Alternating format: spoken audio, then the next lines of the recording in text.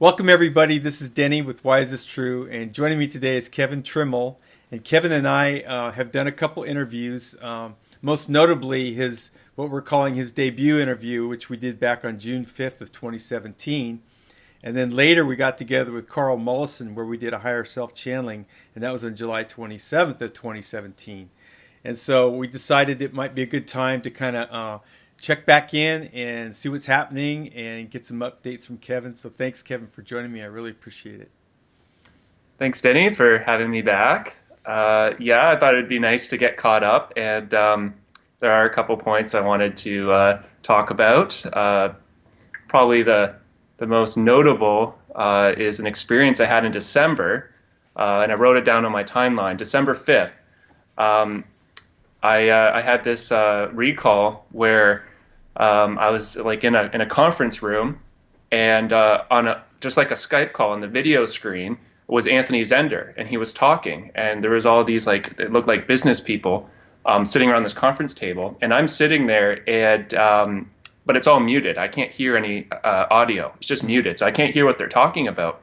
But it was like a briefing because in terms of my perspective, that the recall jumps ahead, and next thing I know, I'm strapped into the TR3 with Anthony and a couple other people, and they're having us remote view a submarine that's cruising on the top of the water. It was a black submarine, and it was cruising at the top of the water. It hadn't dove yet, and we were cloaked, and it couldn't see us, and they had myself and a couple other remote viewers remote viewing and tracking the submarine. But again, no audio or anything, so I didn't really understand what exactly the mission was. So when I woke up, this is when I was still on Facebook, I woke up, I had this really vivid, experience in my dream state. So I asked Anthony about it, and he had the same dream, except he remembered the audio. And he said that they were in charge, or he was put in charge of this mission where they were tracking a submarine that was transporting HARP technology. And that's what he remembered from it, that they were actually using a couple remote viewers to track this submarine because I guess the Cabal was transporting HARP technology from one facility to another facility. And a different faction, the faction we were working for, was basically spying on them and keeping tabs on them using remote viewers. So Anthony was able to fill me in on that, and that was in December, on December 5th. And from his perspective, he thinks there's some time travel at play. He thinks that we were actually brought into the future to January, a month into the future, that this actually occurred in January. So that's his perspective on it. He remembered a lot more than I did. But what's interesting about it is because I'll remote view, after I have an experience, I'll go back and remote view the memory to see if I can pull up more detail. Mm-hmm. And when I did that, I felt like that wherever that briefing was in that conference room, I felt like it was in California. I got the distinct impression it was in California, and I think this mission occurred in the Pacific Ocean. And what's interesting is I had another shared recall with Will Glover and Rochelle. We weren't in the recall together, but we had a shared experience at a facility. We both described the same, or Rochelle, Will, and myself. We had this recall where there's this facility underground, and it was like a hotel, and Will calls it the Golden Spa. And it looks like this beautiful spa that's underground. It has marble floors. It has these big glass doors that are 12 feet high. In this lobby area, except it's underground, and they had potted plants and ferns. And Rochelle, she was having recalls of being brought to this golden spa, and she described the same thing. And then Will also, he felt like he kept being brought to this golden spa. And when he did some research into it, oddly enough, he feels that this golden spa is deep underground, a place called the Getty Center in Los Angeles. Based on the architecture, it's built up on this hill. It's kind of in its own little isolated location, and based on what Will remembered in terms of the architecture on the surface of the Getty Center, he feels like that place, which we're calling the Golden Spa, is underneath the Getty Center, and that's also that's in Los Angeles in California. So it's just interesting to me that I had two shared recalls, one actually participating with Anthony, and then another where Rochelle and Will were all brought separately, but we had been brought in the summer to this facility under the Getty Center in California. And this is outside of like the whole, I feel it's outside of the whole SSP map term. It's outside of like the 20 and back or 10 and back. It's what I'm starting to realize, and it came through in the channeling with Carl, is that once in the program, always in the program, you're always recallable. So I think what they're doing is after you do your 20 and back, let's say, and you get put back, they will once in a while pick you up and use you for something here on the planet, something that's actually going on like underground, or some kind of operation that's going on like actually on the planet. And they'll recall you for like a night or two, and you'll do a mission, and then they'll just put you right back. And so you're only doing a mission for a couple days or even one night, and then you get put right back. It's not like going out and you're gone for 20 years and then they bring you all the way back. So that's something that I've been dealing with since I went public. I think I was used in a couple missions, and I was definitely brought to that golden spa place underground. And then another point I wanted to talk about, it was quite an experience. It happened the night after I did a roundtable with KJ and Anthony. That was on October 7th. I go to bed, and then I come to, and it was like an abduction experience, except I'm in an SUV with three guys, and the one guy says, "Give him the venom, it'll help him remember." But it was like reverse speech, because when they injected me in the neck with this venom stuff, when I woke up, I've had a really hard time actually having the recalls since then. Like in the summer, like what I described with the Golden Spa and a couple other recalls I had, it was almost like every night I was going to bed and more bleed through was happening with the recall. And I was building upon my timeline, and I was having shared experiences. I had an experience in the summer where I was being interrogated, and there was two people like standing beside me, and this tall guy looked about 45, blonde hair with a little bit of silver on the sides. They were interrogating me, but what happened was when I came to is I realized that I was drugged, and I had been talking for a long time, but I didn't know what I was saying. And then he holds up a phone, and it says 3 hours and 44 minutes. And I knew what he was saying to me telepathically. He was saying, "You've been talking for 3 hours and 44 minutes." And I was just coming out of it. I didn't even realize what I had said, but I've been, divulging information, I guess. So it was a successful interrogation.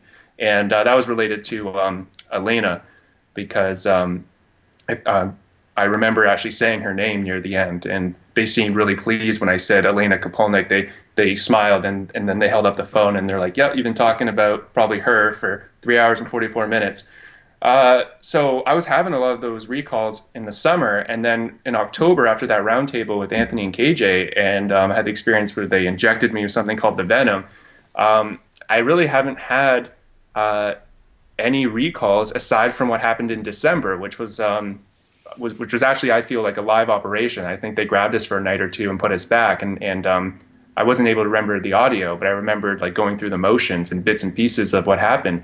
But that was in December, and since then I haven't had any more recalls, and I do think it's related to this venom stuff. And I did ask both Elena and Will about it, and Will had heard about something similar. He had been injected with something that he feels is the venom, and the way he described it, he's right. He says, like, when you come out of it, you're like in a fog for about 2 months, and it's even hard to just like talk properly and articulate your thoughts, even just everyday conversations. And it's true. October, November, I was like, it was like coming off a drug, and I couldn't really think straight, and I was, couldn't like articulate what I was saying to people. And it's gotten a little better in terms of like my waking life. I'm starting to like snap out of it, but Will described it in a good way. He says it's like intellectually starting all over again.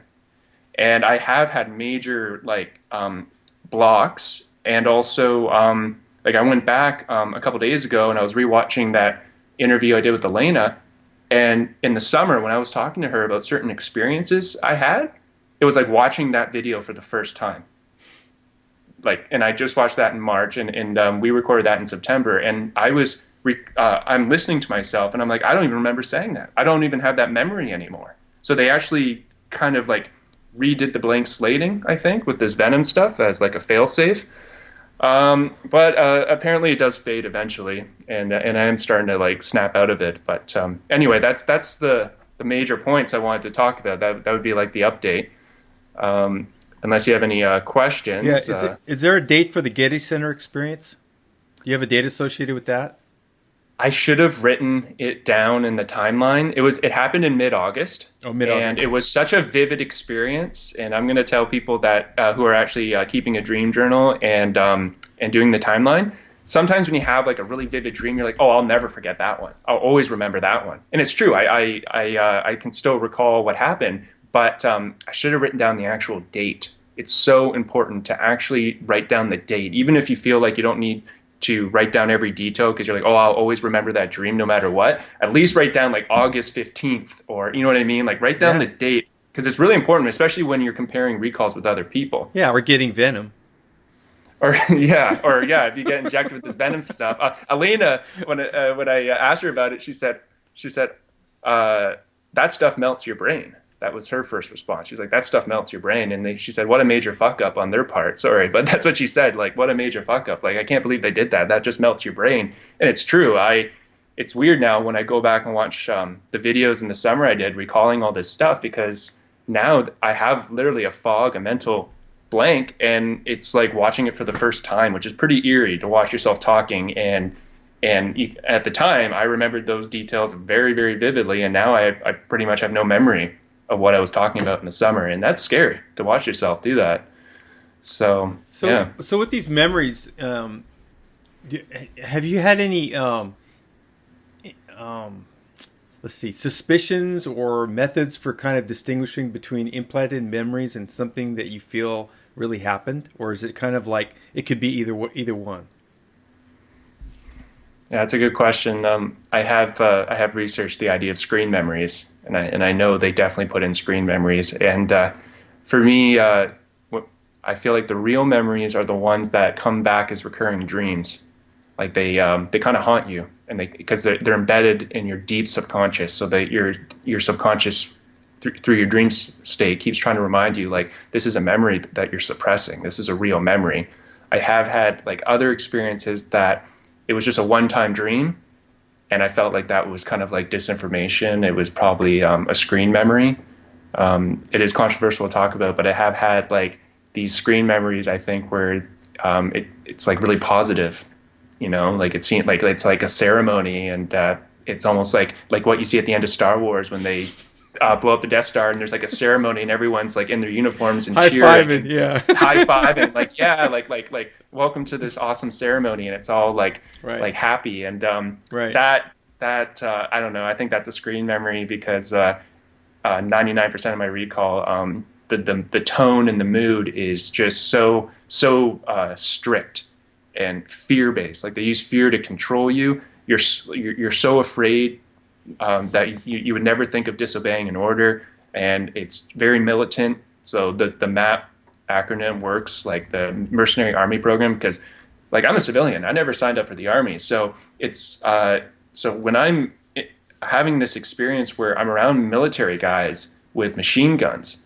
it is scary, because I didn't sign up for that. So when they bring in civilian assets and abduct people like psychics and remote viewers, and next thing you know, you're strapped into a craft and there's military guys with pointing basically guns at you, and they're drugging you, like that's extreme. That's extreme. I didn't sign up to be a soldier. So that mood is a lot different than the odd little screen memory. I guess we can call it a screen memory, because there's like these little ceremonies, like a graduation, like you just completed that particular program, but everyone's all happy and it's a celebration. Everyone's shaking hands and laughing, but I don't think they actually do that. I think that's just to make it seem like, hey, like you know, like you did a good job. You just graduated to the next level, and like we all get along fine, and it's all good, you know. But That's a big contrast to 99% of the memories, like especially the memories I had of training, where they had us like literally like beating each other up to the point where the person couldn't get up anymore, and they put us in rooms with like I had the memory on Mars where it looked like a normal break room, like at a workplace with 4 like little tables and like a counter. And they said the individual will be with you shortly, like over the intercom. So I'm just sitting at the table, and I thought it would just be like a regular person that would walk in, and a raptor walked in, like what you see in Jurassic Park. It looked just like what you see in the movie. It like walked in, and I immediately jumped up and onto the counter. Like I jumped out of my chair, jumped onto the counter, which I know it wouldn't do anything, but it's just interesting, the survival reflex that I actually jumped up. I sat up on the counter because it was about 7 feet high, and I wanted to be, it was like a survival thing. I just felt like I wanted to be higher than it as it walked in. So I like jump up on the counter, comes up to me, and I say telepathically to it, please don't hurt me. And then it said, it's okay. And it was actually very intelligent.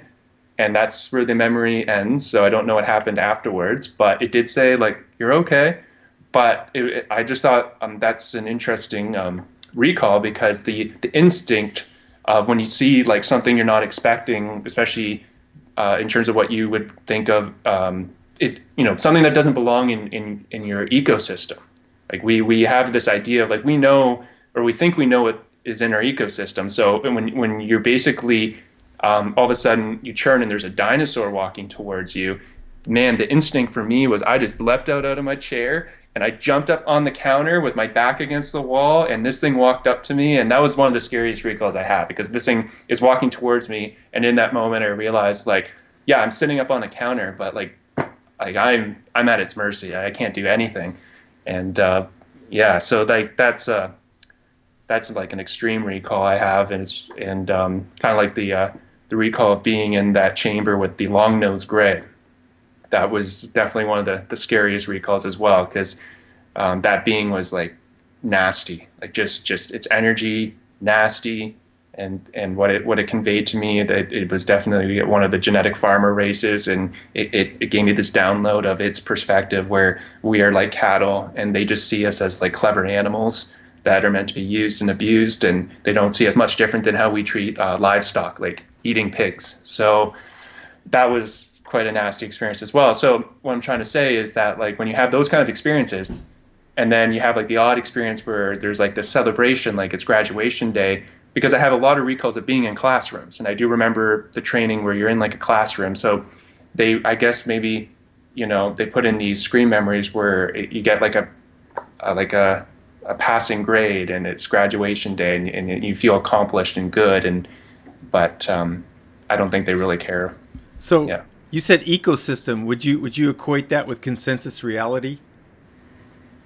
Yeah, like what we perceive as, like everyone has a perception of what is in our current ecosystem. Like a normal environment. Normal environment. Like we know dinosaurs are extinct. So when you're walking out into the woods, you're not expecting to see a dinosaur. You're not prepared for that. So for you, if you were to see like a raptor walk up to you, or an iguanodon walk up to you, your physical animal, your body starts to freak out, because it's not prepared for that. It realizes that it doesn't belong in the current ecosystem based on your perception of what belongs in the ecosystem. So there's this visceral response where the flight or fight kicks in, and usually you just want to you instinctively turn away from it, actually, in horror. And that's what happened with the raptor. I just instantly wanted to get away from it. My body completely took over, not in control of my body at all. Because the body is very intelligent. There's an intelligence in the body. And it's interesting how the body will have, it has its own intelligence. So it will respond completely on its own in those extreme situations. It'll actually physically start moving before you even have time to think, oh, I'm going to get up now, or I'm going to run. It will just react. So yeah. So that's another thing I want to talk about, because you said the MAP is that you kind of agree with the MAP acronym, which stands for Mercenary Army Program. We use that in lieu of Secret Space Program, and that kind of came, that term actually, I think, was sourced out of some channeling work that we did with Carl Mollison, where he was channeling Creator, or it was one of the light beings or something that we channeled. I'll have to look it up. Where it was kind of like a correction, like, well, the Mercenary Army program is actually a more accurate term than the secret space program. And I think the following reasons, I'm paraphrasing here, was that it's not secret anymore, and it's not really a space program per se. It's about the development of using a very large number of humans surreptitiously, potentially against their will, to actually kill other humans, and that's why it's called Mercenary Army program instead of secret space program. So now this is another controversial subject, obviously, but I was interested in your perspective. I mean, obviously I have my perspective, but I don't have nowhere near the experiences that you do. So I think your perspective on this is really valuable for our viewers when it comes to that issue. Okay, well, yeah, I think it's an accurate term because, like I was saying, like you're always surrounded by military personnel in these. So whether it's like whether you're on the moon base or on Mars or in a craft in the solar system, it's run by the military. And especially if you're a civilian asset that's been abducted and you're being exploited, it's usually at gunpoint. And it's also they beam frequencies at you. They put you they put you into these situations where it's forced situations at gunpoint, and then they drug you as well. So it's you're under mind control, but you're being forced by the military or a faction thereof. So I think the Mercenary Army program acronym is accurate because it's not like this benevolent experience where you're with these like high vibrational ETs and there's no weapons and there's no military, and it's not like a Star Trek where because a lot of the Star Trek people, they're not even armed. I mean, they're explorers, right? They're supposed to be peaceful explorers. So a lot of the personnel, if you watch the Star Trek shows, they're not actually armed, and everyone volunteers, and they're not being forced, and that's different. And I mean, that could still be secret, but it's so that could be a secret space program if it was volunteers that were secretly volunteering and signing non-disclosures and not being blank slated and forced to do these things. But that's not what it is. What it is they have technology where when they can literally abduct someone, bring them back in time to the point where they brought them, and then mind wipe them. So they have this ability where they can exploit human consciousness and physically too. They can literally take people physically and exploit humans, and then they can it's like deleting your browser history. They can just do all this terrible stuff and then delete, and it's like it never happened, and there's no consequences because like 95% of people will never remember that they were ever used in the program. Sometimes it comes through in higher self channelings. I had a friend recently, and she did a higher self channeling with Carl, and she had some contact experiences in her dreams. But she thought, okay, I'm going to ask the question, have I ever been abducted? And what came through was that indeed she had been abducted, and she is another like map experiencer, and they were interested in her because of her starseed genetics. So that has to do with the breeder program, where they actually abduct females and they take genetic samples, and they even take like the ova, and they use that as a basis for cloning. So yeah. She was probably in the cloning breeder program, being abducted, and then think about it, they violate someone like that, they put them back in bed, and they have no idea that like a genetic sample has actually been taken. Yeah, and the insemination process covers the gamut. It could be anything from rape to a very benign kind of like artificial insemination procedure that's pretty mild when it's compared to rape, but apparently there's actually for all intents and purposes rape being performed on these women against their will for these genetic programs. So it's a whole nother dimension to this whole MAP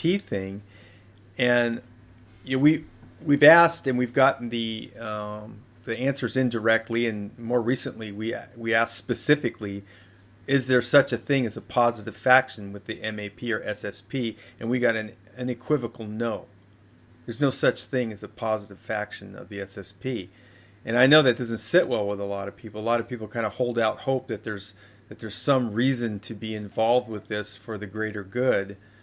But I have not seen any evidence of that at all in the interviews I've done. I've heard some testimony that kind of like points towards that, but I've never really heard anything that would make me think that that's a plausible scenario. I mean, I just don't see it. But I'm open to being convinced otherwise. But I mean, and that goes back to this whole thing about like the memories that folks like yourself have.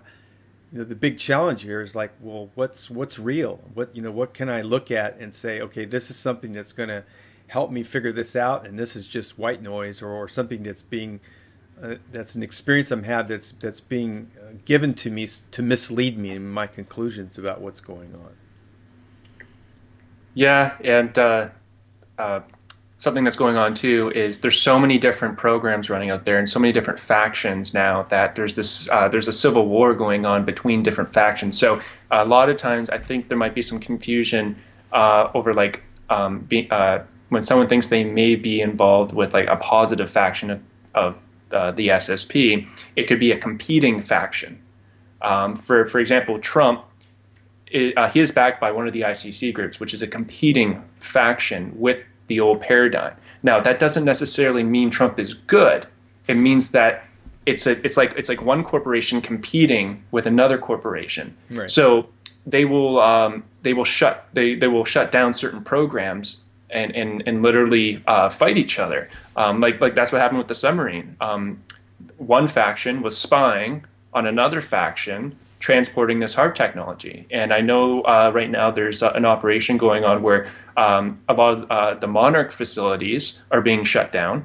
They're sending in black op guys to go and rescue the children that are actually in these facilities.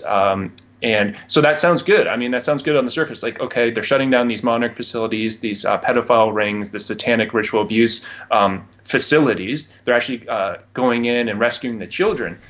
It sounds good in theory, but what it really is one faction shutting down another faction, because that's technology to them. Like that, like when they sacrifice those children, they actually are able to channel hyperdimensional entities and as a form of their Satanism. And so that's a technology that's being shut down by a competing faction. A big question is, okay, after they rescue the children, where are these children sent? Well, a good example of that is like what happened with James Casbolt growing up at the Q552 facility in Nelson, BC. That was a Fourth Reich facility that got shut down by the Canadian and British government. And those kids were transported to Toronto.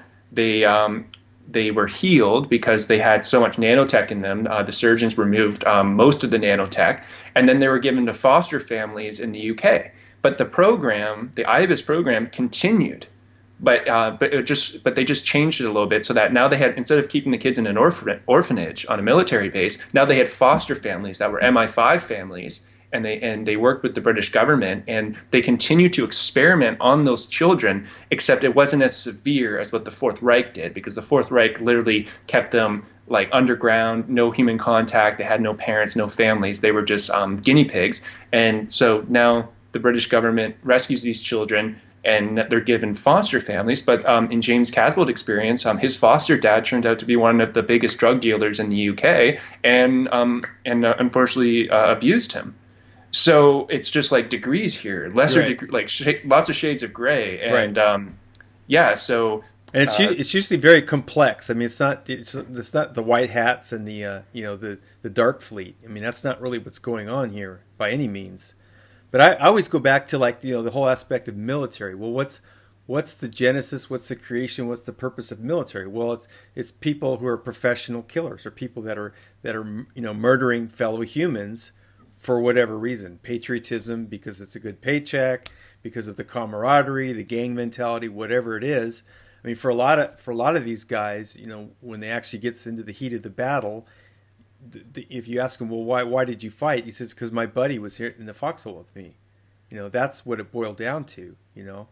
And it's very confusing. I don't pretend to know too much about it, but I did when I was younger. I worked with a lot of Vietnam vets that were coming back from Vietnam, and I just missed it. I probably would have gone if I'd been maybe 2 years older than I was. But I ended up working with a lot of guys who were just freshly coming back from Vietnam.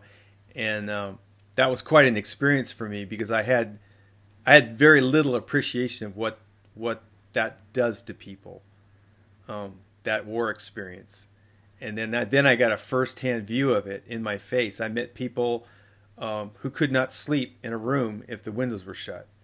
They had to have a window open or they wouldn't sleep. They had to have a way of getting out of that room in a moment's notice. Or there was another experience we had.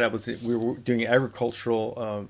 We were harvesting prunes actually with these machines that could harvest like 3 trees in a minute, and one of the engines was acting up, and so the shaker driver came around. I was working on the receiver. He was on the shaker. He came around. He was a Vietnam vet. We're standing there looking at this engine, and it backfires, and he disappears. I mean, I couldn't believe how instantaneously he just disappeared. And I'm looking around, and he's down on the ground in the dirt with his face in the dirt, just flattened out, face down on the ground because the thing backfired. It was a bang, and his body, like you say, your body just takes over. You know. Yep. The intelligence of the body. It just acted. He knew he wasn't in Vietnam, but that's what his body did. His legs went out and down he went, and so that was the beginning of my introduction to that whole thing about like, you know, how traumatic that is, you know, and so and then you start to, you know, for me, my experience was, okay, now I'm learning about the divine realm and their perspective on the human experience and what we do, what we think about justice and war and all this other stuff. I mean, they don't solve anything with the military or a military idea. All of the problems of humanity are totally solvable without any kind of like military, you know what I mean? So as you scrape it down to that really baseline level about like, well, what are we talking about here? Well, we're talking about people killing each other or killing other or sentient beings. Or exploiting each other and without consequences, because what the military is doing is, well, you said it, the purpose of the military is waging war. And right now, what they've been doing in terms of the SSP is they're trying to contain it. They're trying to contain the situation. So strategically, they know that they can't let the public know about what they're doing because, they know what they're doing is actually wrong, morally wrong. It's actually service to self. It's exploitation of people, and also the exploitation of outer space, mining outer space for private interests. All the infrastructure they're building up through these private, ICC groups. They're building up this infrastructure. They're strip mining. They have all these facilities on Mars where they're manufacturing high technology. They're doing trade with ET races that are actually pretty nasty. And they're even, as we know, trading human beings in the human galactic slave trade. So they know that if the average American citizen were to find out what they're doing, there would be a massive revolt. The average person would not agree with what they're doing. That's why they're having to cover it up. And that's why they do not want disclosure to happen. And right now, there's a bunch of competing factions fighting amongst each other, trying to control the narrative of disclosure because they know they can't contain this thing forever. Because the public sector is starting to go into space, like Elon Musk. And yeah, they get sabotaged. But this century, by the end of this century, even the public sector will have the right amount of technology to actually fund and build out their own public space programs, which is one of the things Kennedy wanted to do. Is he found out about the Fourth Reich and he found out about the secret space program. So the purpose of why he really wanted to launch the Americans into the space race is because he wanted to create a public sector space program to catch the secret space program in the act. That's actually what he wanted to do. He wanted to catch them in the act because he basically found out about the secret space program and said, you know what, I'm just going to make my own space program. And then eventually we're going to, cross paths. And yeah, there's going to be like, a confrontation there, or at least disclosure in some way where, like the public's going to find out about this. So you might enjoy. We did a higher self. We did a light being interview with Kennedy, with Carl. Yeah. I don't know if you've seen it yet, but it's pretty interesting. No, I haven't seen it yet. Yeah. I need to read the transcripts. Every time I listen to Carl, he puts me into like relaxation mode, and like next thing you know, I nod off, and I think that's a compliment. I did too. I do it right on the interviews, and I leave it on there. I don't even edit it out. I think, one time we did one where my camera thing didn't work, and I just got his. So we did it with just him on video, but yeah, you if you will go back and watch him, you can see me over there kind of my eyes are closing and yeah, but yeah, so you're right. I mean, either the MP3 file, like when you're washing the dishes or something, or washing the car or whatever, or wait for the transcripts to come out, which by the way, it's coming along really well. We're caught up on all the transcripts and stuff. All that stuff's going to be available at the end of April. Excellent. So there was a lot of reading to be done for sure. Wow, this is so interesting. Okay, so the other thing I want to ask, so when you had your interview with Elena, or your discussion with Elena about the venom, and she said, "Oh, that was kind of stupid for them to do that." Who's they? I think it may have been one of the ICC groups. I actually think it was Kruger, because that was the night after I did the roundtable with Anthony, and he was talking about a guy who he feels is one of his handlers, and that he was out running one day, and he was out running in the middle of the woods doing his thing, and this guy just appeared out of nowhere and made it very clear to Anthony that he was ex-military, and Anthony thought that this guy really like he looked and acted and dressed like a video game character called Lincoln Clay, and I forget what video game it's from, but Anthony was saying that this guy looked just like a character from a video game that he was playing at the time, and he went out for a run in the middle of nowhere, and this guy approached him, and so he told us about that experience during the roundtable, and then I go to sleep that night, and then I find myself, when I come to, I'm in an SUV, and the guy driving looked exactly like the man that he described as one of his handlers that works for Kruger. Okay. And so I think it was one of the ICC groups, because they did use me in that operation in December, tracking the submarine as a remote viewer, and I think they just wanted to, in terms of operational security, I think they wanted to make sure that I wouldn't remember too much. Okay. Because that's my theory anyway. Okay, so just for viewers who aren't up to speed on all this, what's ICC stand for? Oh yeah, the Interplanetary Corporate Conglomerate. They don't actually call themselves that. It's just an acronym that exopolitical researchers use. It's an all-encompassing term for. It was kind of coined by Corey and Dr. Michael Salla, right? Dr. Michael Salla.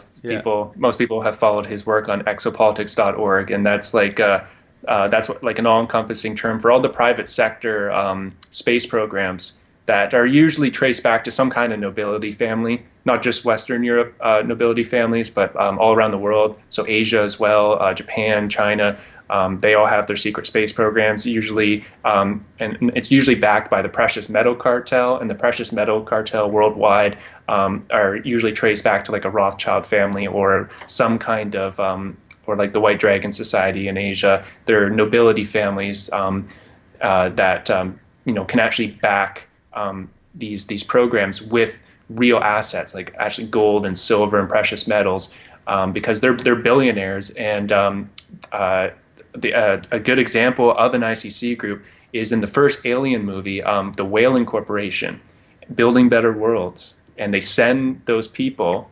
It's a private sector secret space program that they send those people to colonize that planet, and then it turns into a horror movie when they find the aliens there. But at the beginning of the movie, it's a billionaire, Mr. Whalen, or I think he might even be a trillionaire, and he can actually build his own space program and send people out as his employees. And they also showed that in the first the new Prometheus movie. So if people want to really have a good example of what an ICC group is, watch the first Prometheus movie if you haven't already, and that Mr. Whalen would be like a Kruger guy. Like he would be like.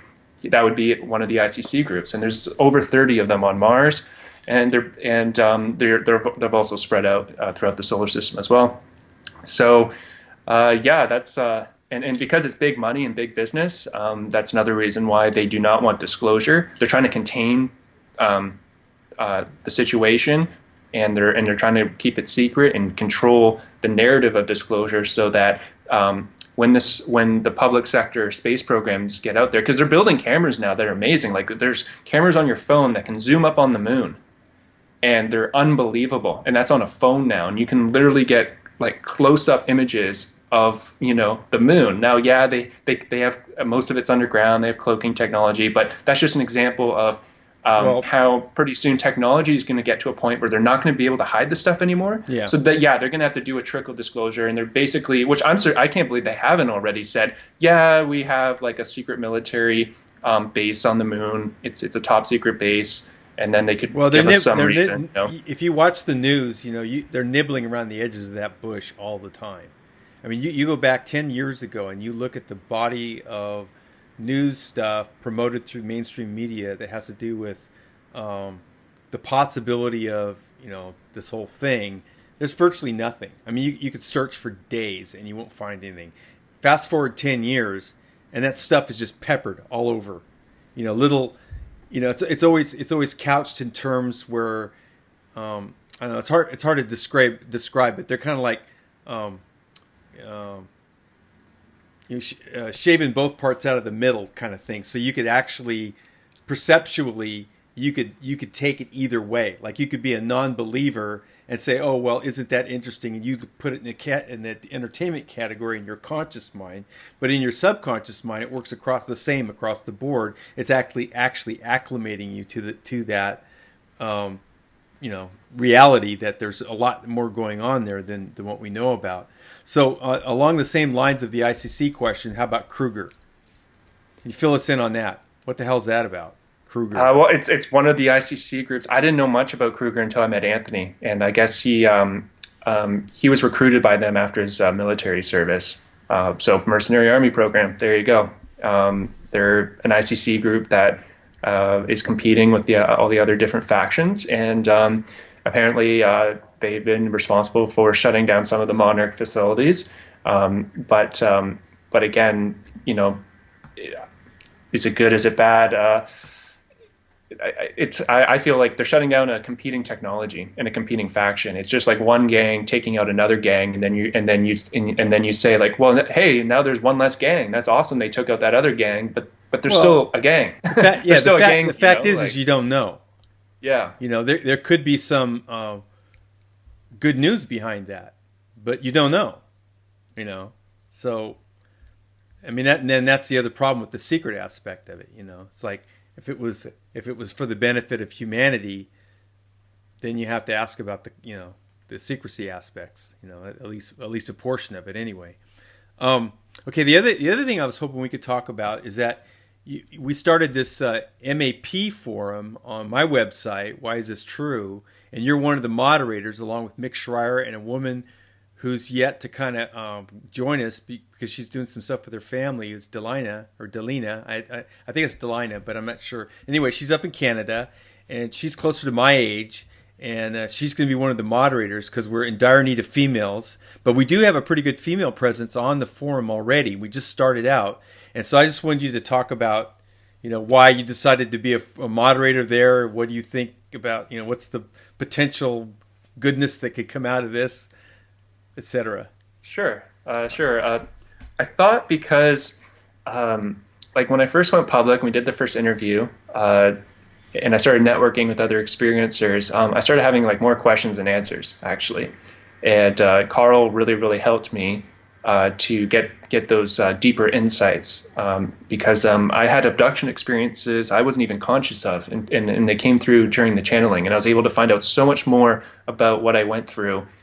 Thanks to Carl channeling my higher self. And what's amazing is I did a quantum healing hypnosis session in 2012. And that's me channeling my higher self, being induced by a therapist into the somnambulistic state. And some of that came through, but I still had major blocks. So I would say about 50% of it came through in 2012. And that really helped me to kind of develop my experiences.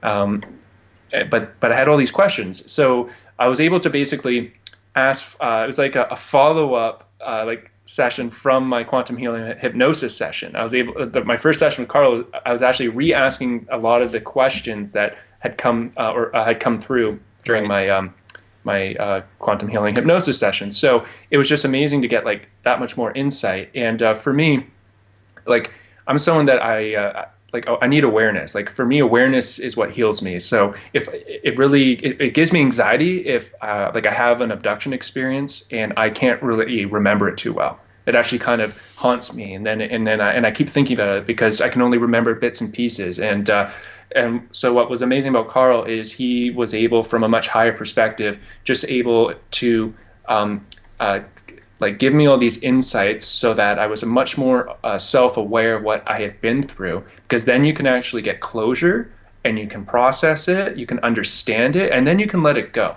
So the thing about the forum is it's a great place where people can, not on Facebook, it's a lot more private. People can reach out to other experiencers. They can reach out to myself and Mick, and they can share their experiences. They can get insights, and they can also, if they do a higher self channeling with Carl, they can post the transcript in the forum and to kind of to pass on more and more information to others, because it's amazing. Even if someone has personal questions about their abduction experiences or contact experiences, it's actually really helpful for other people to read about someone's experiences that are very similar to theirs, and it kind of just helps people become more aware of the phenomena in general. And so I really encourage people, if they do a higher self channeling session and they're a member of the forum, please post your transcript in the forum. It's actually really helpful for other people to read through, because if they're thinking about having a session, it might also help them come up with the right questions to ask, because that's key. You have to ask the right questions to your higher self. Your higher self is very careful. The higher self can almost be like coy. It can be like, if you ask like a loaded question, you're trying to front load your higher self. Your higher self is your future self. It kind of knows what you're getting at. So, you know what I mean? So it'll be like, so it'll purposely it's not a safe place to play games.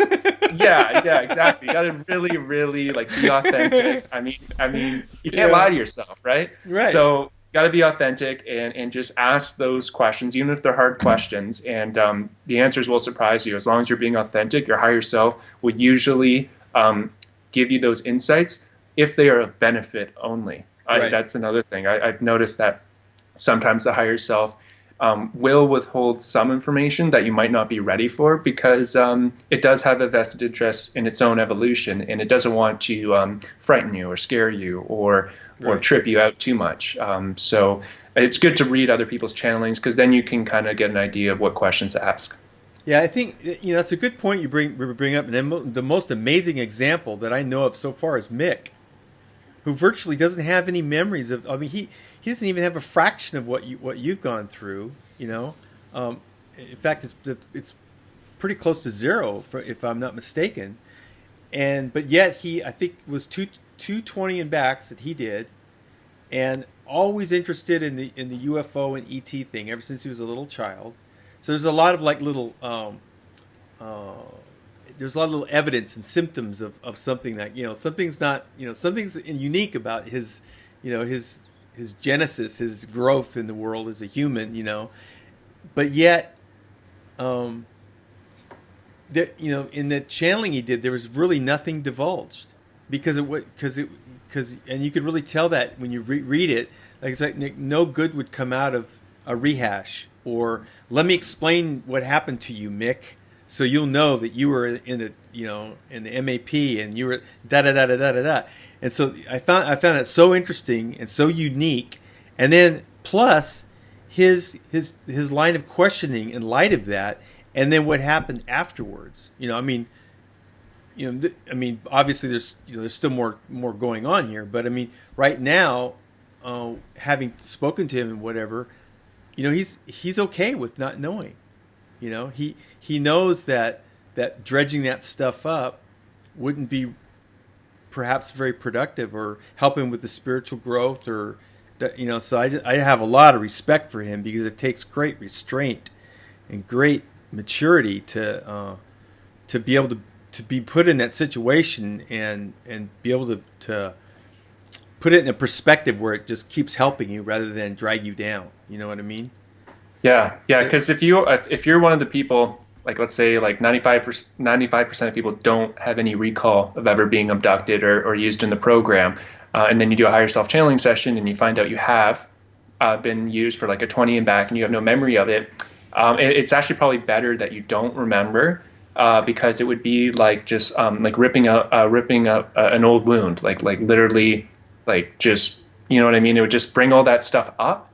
And but for on the flip side, for like the 5% that do have bleed through memories that literally haunt them, and they have nightmares constantly, and like me, like my whole life I had these abduction dreams and I wanted to know what happened to me. So it was actually a benefit for me to find out exactly what happened to me, because I already had some of those bleed through memories anyway. Right. And, so I was still I wasn't able to suppress the trauma. So but what's interesting is the people who don't actually have any conscious memories of the MAP experience, they will have an insatiable curiosity about ETs, disclosure. They will on a subconscious level, they will pierce the 9 veils. They will find out about the cabal. They'll find out about all the programs that are running out there, the ET component. They will go through this spiritual awakening and literally like unplug from the matrix, so to speak, and they won't even really know why they're so different from everyone else, and why they're one of those ones that are awake and aware and refuse to fall asleep. Once they wake up, they don't want to fall back to sleep ever, so they're constantly like researching this stuff. And so it's good to know where that drive comes from, because it can take you it can actually take you on a different path in life. When just being interested in this stuff, it does change your perspective. It changes who you socialize with. Like your circle, if you're someone that is into like exopolitics, for example, you will have a very different circle, or you'll be someone who has like a double life, where they pretend like they're not awake and aware because they still have like their normal friends, but then secretly, they're they're researching the stuff secretly, and they have like a double life. But It's good to know where that comes from. So yeah. I'm laughing because I like to go out in the morning. If it's not raining, I get on my motorcycle and I go have coffee somewhere to start my morning. I'm an early riser, so I'll go off, and very rarely do I ever encounter anyone that I can talk about this stuff with. I have to be like, I'm always, I got my ear, like, someone might bring something up where I can, segue into that. But, it's just one of those things, it's very isolating, and I feel fortunate that I do have people I can talk to about this kind of stuff. But I've met a lot of people, and they are virtually 100% alone. They don't have a spouse, child, boss, friend, nothing. They can't talk to anybody about this stuff. And I can only imagine what that must be like. And that's another reason that I'm very motivated about the forum, because it does provide an outlet that's not Facebook. So if you don't want to get on Facebook and have a fake identity and go through all this, falderall just to be able to commune with people, to me, I think for a lot of people, it's going to end up being a lot less stressful just to get some questions answered and to be real with other people who may have gone, had similar experiences and whatnot. And then the healing, so that's my greatest hope for this, is that people can find some healing and some solace and some direction around what to do, because I know there's just a lot of people that it's just so isolating. It's just so, you just feel so alone. Like, what am I supposed to do with this? Yeah. So that's what the forum is for. It's for people who they want to have a more anonymous place to sincerely reach out to people, get some insights, share their experiences, and then they can through the forum, they can get in touch with Carl if they decide to do a higher self channeling. And what's amazing is like my friend who just did a channeling with him and found out she had been abducted into the MAP program. And probably used in the breeder program.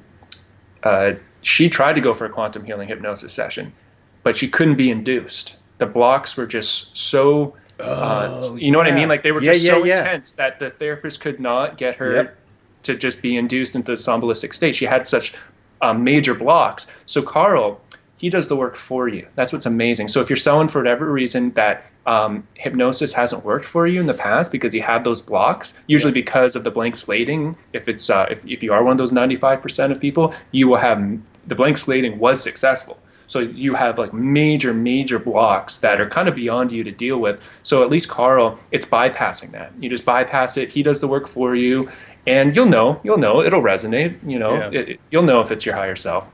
Now, but okay, but there has been some accounts, and I'm gonna refrain from names or anything like that, but we probably should discuss it. But there are people who've had higher self channelings with Carl, and they've come away with the conclusion that Carl was not channeling their higher self. So I mean, it's up to everyone to make those judgments for themselves and stuff. But I mean, it's interesting to point out that there are people who've come away with that conclusion. When it's all said and done, they say, well, that something else happened there. Yeah, well, there could be a lot of reasons for that, but trust your feelings, and that's the most important. So even if it really was your higher self and you decide not to acknowledge it, it just means maybe you're not ready to embrace that side of yourself or what came through. Maybe you're just not ready for the information. Maybe your higher self was trying to let you know what happened to you, and for whatever reason, you're just like, no, your subconscious just said, no, I don't want to embrace that right now, and that's fair. That's valid, right? Yeah. Yeah, and I've also heard about situations where people will be regressed or whatever, like the session that you did initially, where it actually gets hijacked, where they think that they're in contact with their higher self, but it's actually like an Anunnaki psychic or an ET or an interloper of some sort that has taken over the process and impersonating, your higher self. And we've had some instances where that apparently was the case, where that happened. So yeah, it's like you can never be too careful. Just the mind control thing is so nefarious and deep and widespread and operates on so many levels. It's just, that to me that's where I turned a huge corner once I started really delving into this issue of mind control and how ancient it is, and now we have these technologies that are being put to use, like with the nanotech and the cell phone towers and all these other technologies that are like working in concert with the old methodologies. So that really helped me kind of get a handle on like how powerful this really was, and it's something that you just can't stick off to the side, go on your rabbit hole research, and just forget about mind control, because it's part and parcel to everything. Yeah, it's a lot to overcome. You said it, like in our ancient past, the missing link was the first level of mind control, because I really think Homo erectus was a third density being that was living in harmony with nature and was actually supposed to ascend into Homo luminous. Like we were supposed to go from Homo erectus into Homo luminous. We're very much living in harmony with nature, very high vibratory, and that's why we didn't really need technology the same way we do. We're actually dependent on technology now, and because of our current belief system, when we look at something like a Homo erectus, we think, well, that's primitive because they don't have technology. It's like, well, actually, they were able to exist in raw nature. They didn't need food. They didn't need shelter. They weren't dependent on like living in like temperature controlled environments and wearing all this clothing and sunscreen and like and sunglasses and everything, all this technology we need, because we can't exist in raw nature anymore. At the very least, you need a fire.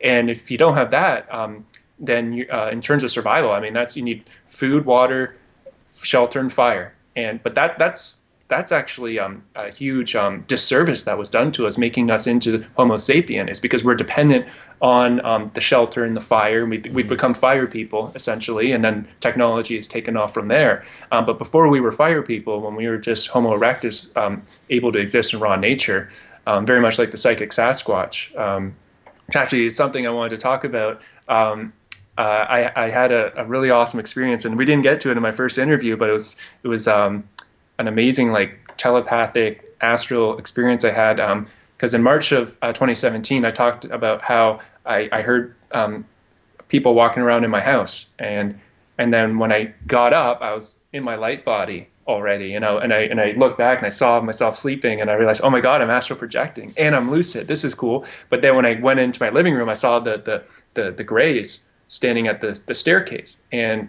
I actually chased them up the stairs and they disappeared.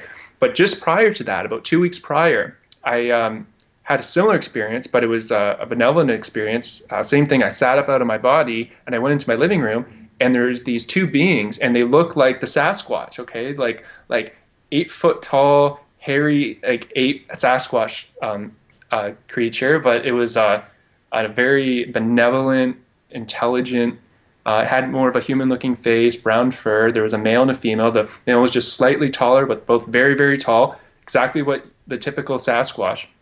But they had these like big human eyes, and they were looking at me, and they were beaming like all this love to me, and it was totally telepathic. And what they were conveying to me was that that you're protected. We're actually a part, like we're related to you on some level, and we're here to protect you. And all week, I felt that protection. Like after that experience, I was having like really, really good sleeps. I felt their energy, and I felt protected. And I actually think that's why when I heard the Greys walking around in the house, I reacted the way I did, because I felt like really protected, and I felt yeah, it was hard to describe, but I didn't feel any fear. Like you know what I mean? Like once I was in my light body, I mean, I was afraid when I heard them walking around, because I thought someone broke into my house. But once I was in my light body, I ended up chasing them.